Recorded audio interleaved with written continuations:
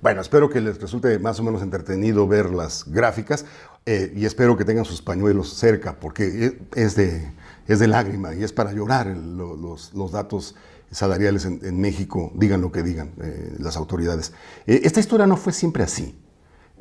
Hubo una voluntad y una decisión política, económica del Estado en algún momento del siglo XX.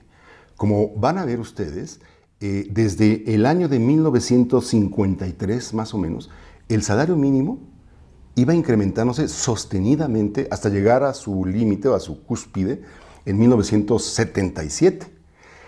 Puedo decirles que en el año de 1969, 70 más o menos, se cumplía el precepto constitucional mexicano, según el cual el salario mínimo debe ser suficiente para la manutención de un hogar en sus necesidades materiales y espirituales. Así dice la Constitución. Bueno, en algún momento México lo logró, más o menos, en el tránsito de los años 60 y 70. Sin embargo, luego vinieron una serie de sacudidas, crisis que forman parte de nuestro horror económico de finales del siglo XX, y el salario mínimo cayó a su mínimo histórico en los años 90. Como ven en esta gráfica, en esta siguiente gráfica, a partir de 1996, es decir, después de la tremenda crisis del tequila que produjo la friolera de 14 millones de pobres nuevos en el país en 1994 y de la cual todavía no nos recuperamos, el salario mínimo se estabilizó en el sótano, hasta abajo. Pueden ver esa resbaladilla que viene desde arriba de los años 70 hacia abajo y su estabilización, insisto, en el piso del salario mínimo en México, ¿no? Si comparáramos el salario de 77 con el salario de 2017 o 2018, diremos que hoy el trabajador menor calificado gana la tercera parte de lo que ganaba entonces, ¿no?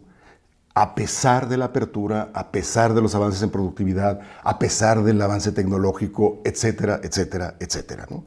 Y vamos a terminar ya con las gráficas, con esta última que creo que demuestra la tesis que les he dicho, ¿no?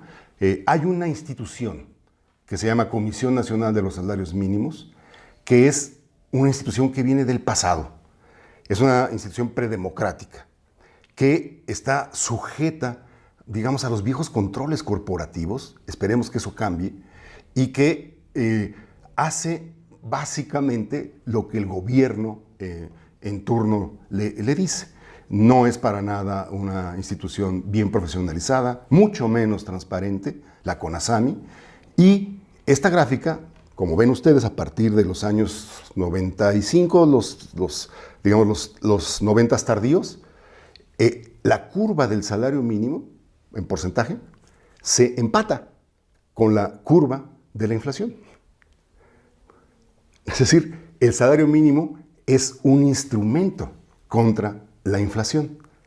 Es parte del modelo, es un modelo nuestro, como lo demostramos, tan inestable, ¿no? Con tantos riesgos, con tantos vaivenes y está sujeto a un montón de fuerzas en la globalización que necesita urgentemente o permanentemente anclas para que su estabilidad permanezca.